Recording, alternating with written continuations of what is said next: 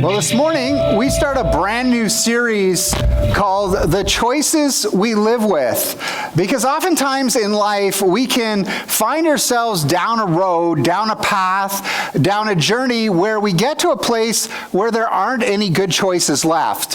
Where we kind of go, I wish I had made a different choice earlier along in this journey, because right now I'm left with three bad choices.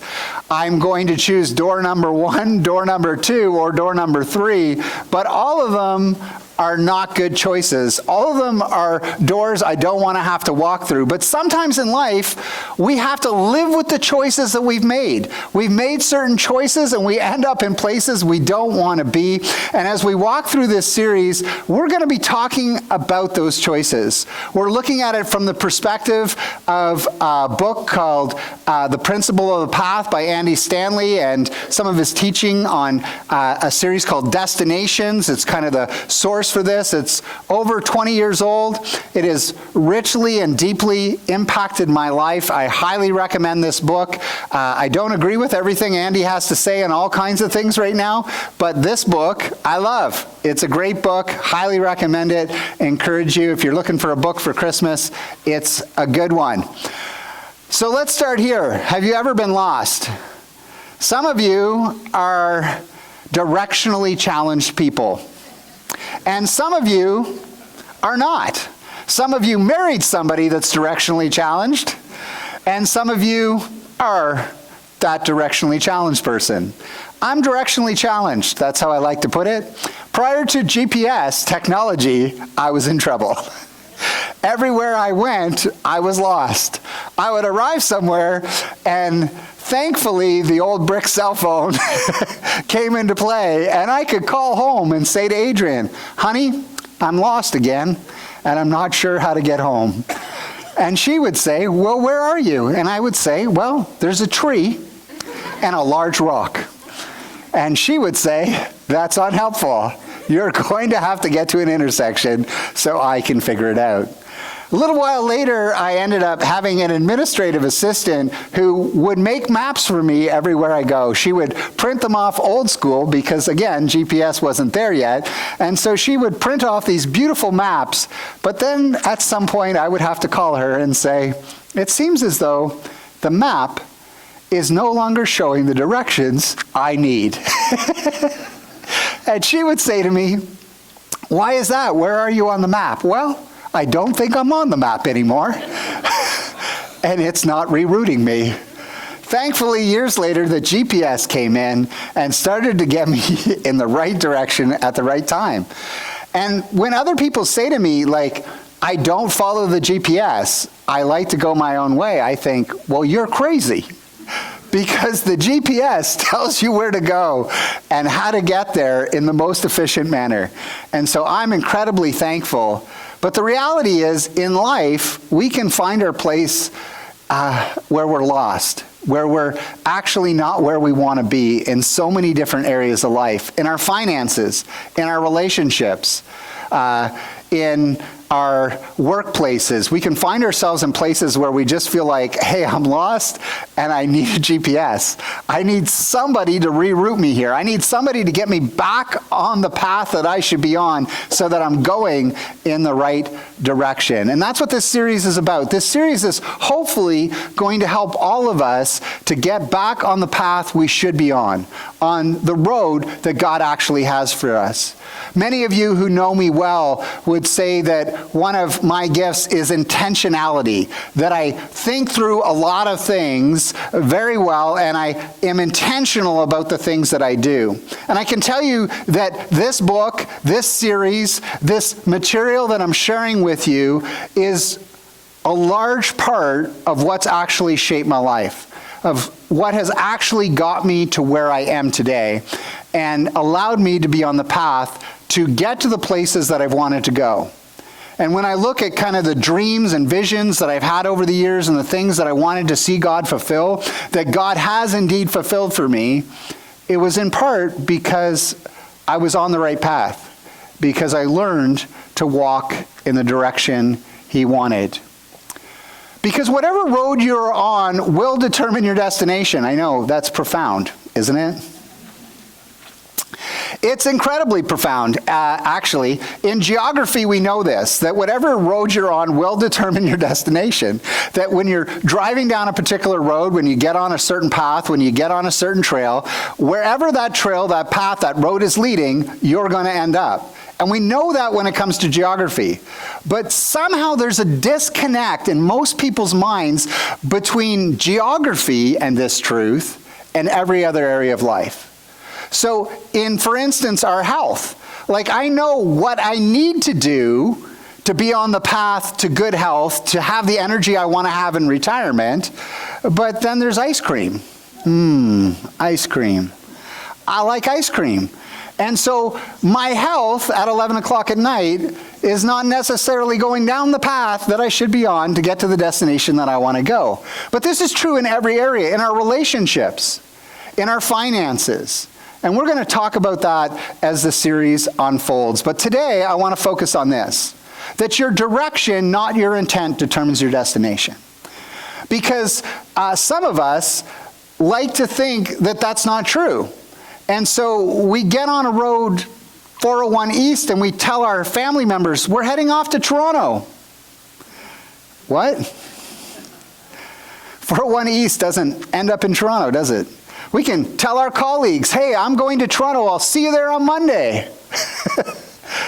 We can tell anybody we want that we're heading to Toronto, but if we get on the 401 East, we're going to end up in Montreal, not in Toronto. And somehow, we have to take this disconnect in our minds on geography that we know is true and begin to say, how does this play out in every other area of our life? And what's interesting is that you and I might know this. As I said, when it comes to geography, it may be painfully obvious to us, but when it comes to the world of our finances, our marriages, our parenting, our careers, our health, our relationships, and every other area of life, there's a total disconnect for most people. But the truth is, we're on a financial path. We're on a health path. We're on a marital or dating path. We're on a parenting path. We're on a career path. We're on a spiritual path, whether we recognize it or not. Because the choices that we make every day are leading us somewhere. The choices you make today will determine your future. Guaranteed. It's not maybe. It's not if you hope enough. It's not if you kind of believe that it's going to happen. The reality is that the path that you're on is going to determine your destination, your direction, not your intent, not your manifestation. I'm manifesting. No. If you get on the wrong road, on the wrong path, it's simply not going to happen. Your direction determines your destination.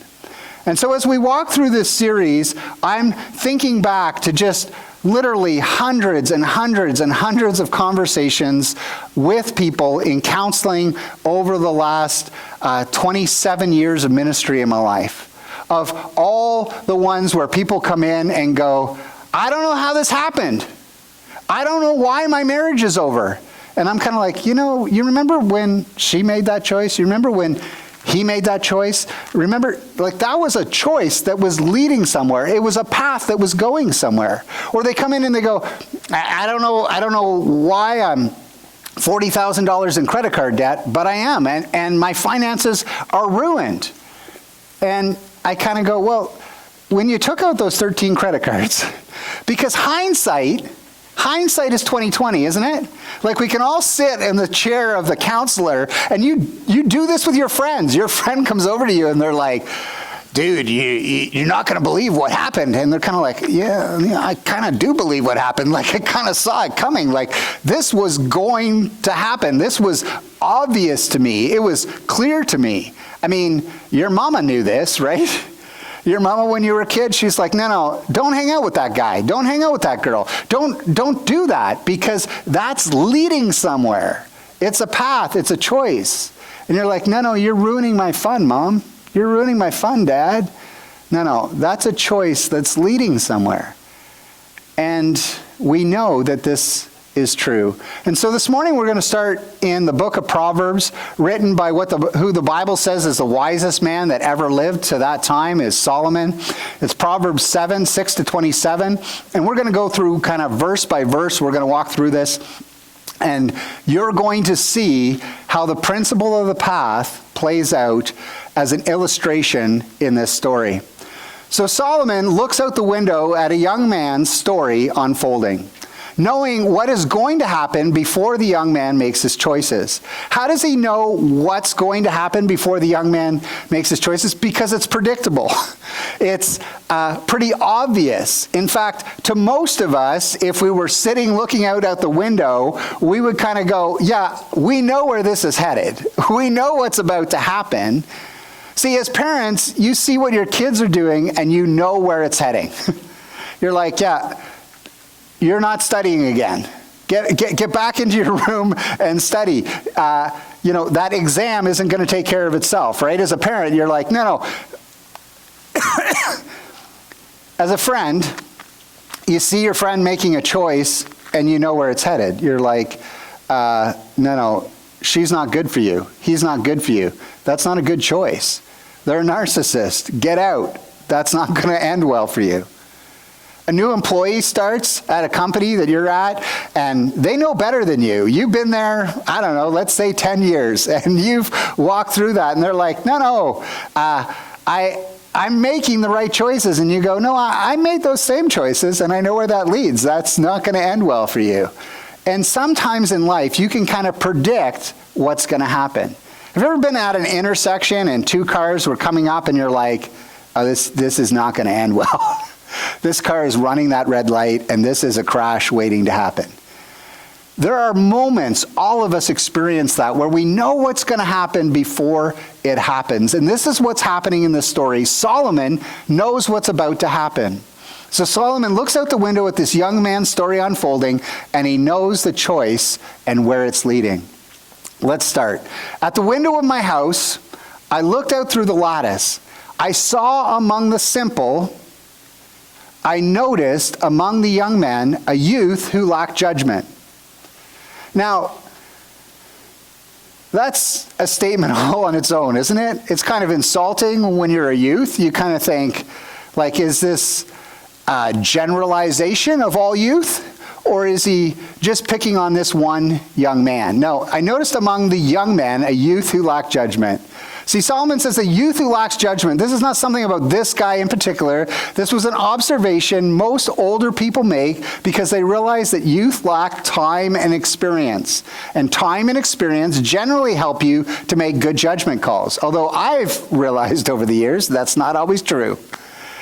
There are a lot of older people with bad judgment. But time and experience should equal better judgment, shouldn't they? I mean, if you've already been there, you should know.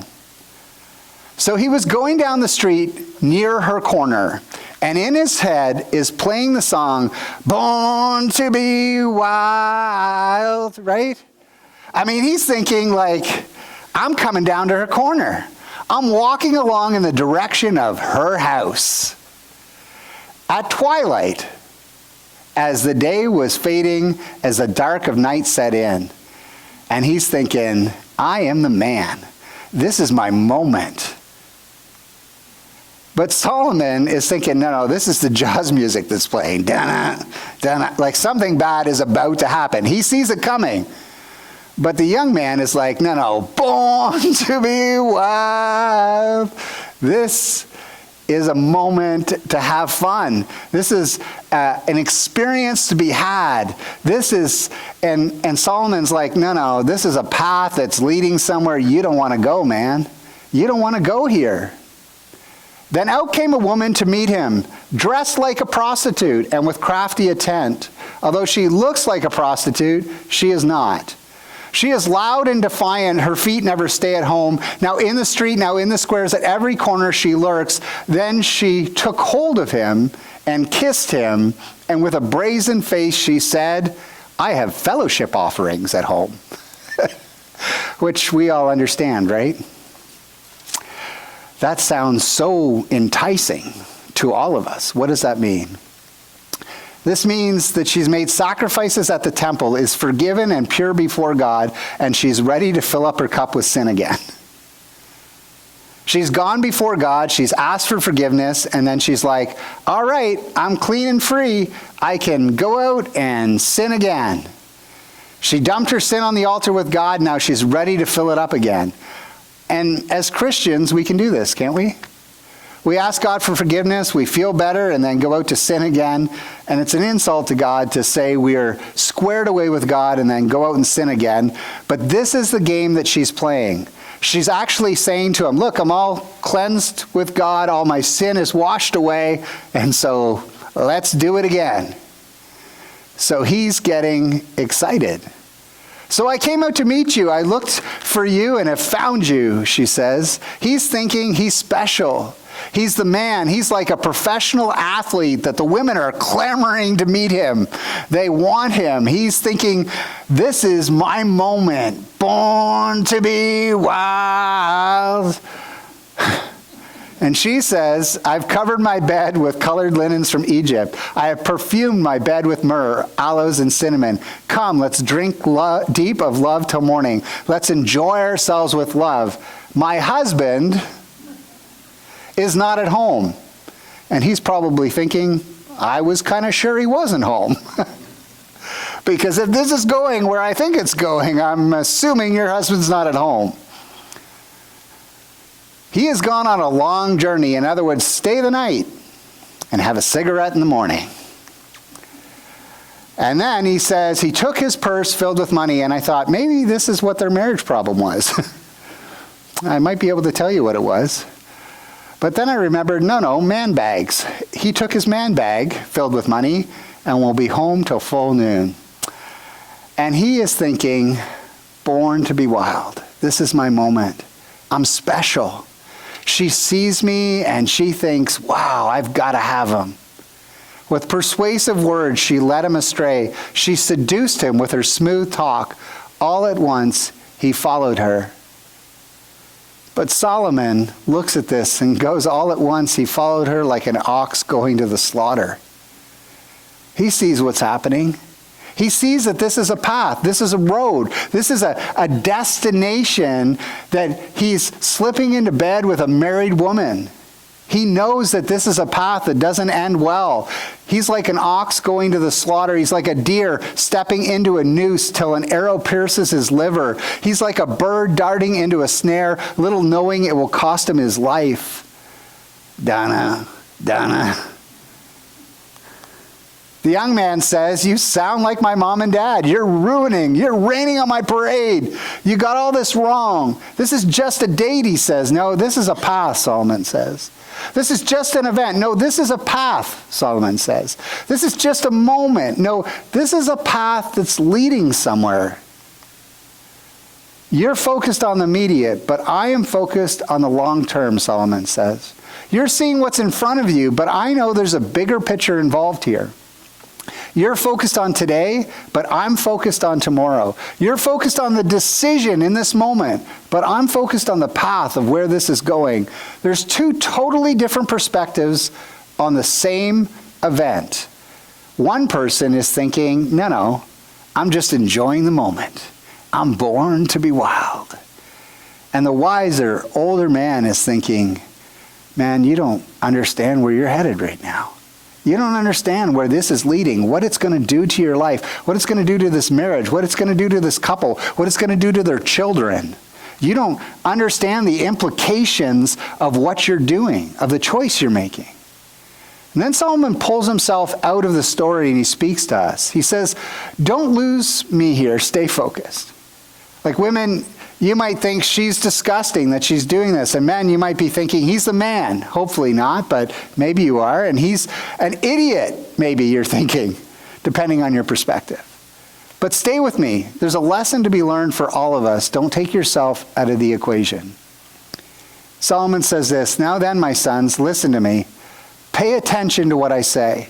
Do not let your heart turn to her ways or stray into her path. Many are the victims she has brought down. Her slain are a mighty throng. You're not unique. This has actually happened over and over again. Like, this is my window I'm sitting at, Solomon says, and when I look out the window, I watch this happen night after night. You're not unique. You might think you're unique. You might think this is something that you're special about, but you're not special. You're not unique. This is happening over and over and over again. Her house is a highway to the grave, leading down to the chambers of death. He's like, I know where this ends. I know where this leads. Watch out. I'm warning you. So often we think we're doing something unique, but the path we take will always trump our good intentions. Choose the wrong path and it will lead to destruction. Choose the right path and it will lead to life. Because your direction, not your intent, determines your destination. Your direction in your finances, in your relationships, in every area of life determines your destination. You can't say, I want to marry a nice Christian guy or girl and date the first good-looking guy or girl you see. One of the leading causes of divorce is people that are marrying people that aren't of the same faith. It's one of the 4 biggest areas that causes divorce in our country.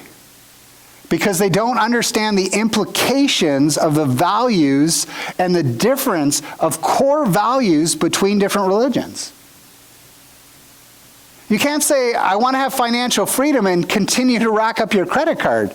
The reality is, you're not going to have financial freedom. You're going to be stuck. You can't say you want to have a good marriage and not put any effort into working on it. You need to invest time and energy. In fact, if people spent as much time as they did into planning an affair in their marriage, they'd have an amazing marriage. You can't say, I want to have a great relationship with my kids or my grandkids when I get older and stay at work all the time and not invest any time in dating your kids or your grandkids, in spending time with them and investing in that relationship. Because that time will create that relationship. You can't say, I want to have a lot of energy in retirement and not take care of your health now, because it just doesn't work like that. In every area of life, you might think you're unique, but it doesn't matter how smart you are or wealthy you are. If you get on the 401 East, you're not going to Toronto. Right? We know that's true when it comes to geography. So why is there a disconnect in so many other areas of our life?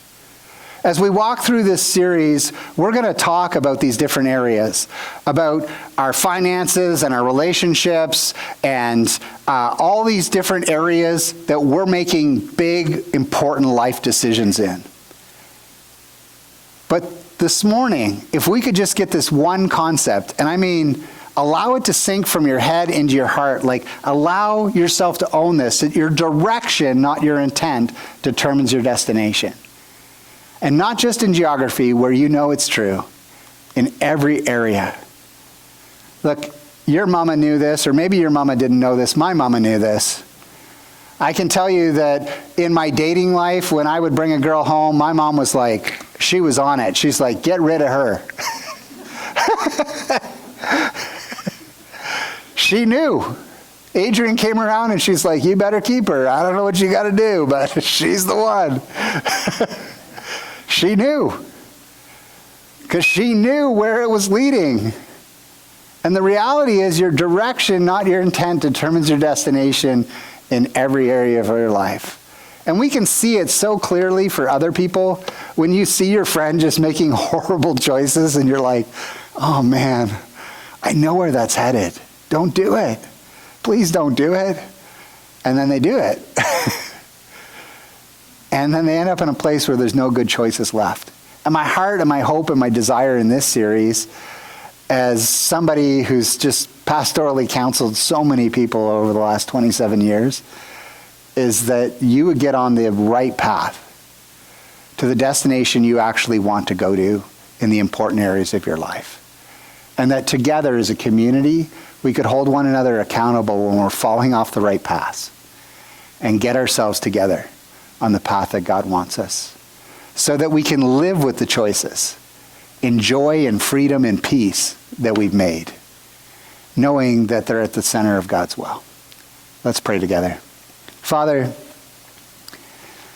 my hope and my desire, as you know, is to not have people blow up their lives in their relationships, in their finances, in their workplaces, in so many areas of their life, in their parenting. So God, would you allow them to recognize this principle? And would they invest the time early enough so that they can get on the right paths, so they can get their kids on the right paths, so that the right choices can be made, so that later on in life there aren't only bad choices left, but there's many good choices to choose from at each moment, where we end up at that place where choices need to be made. In Jesus' name we pray.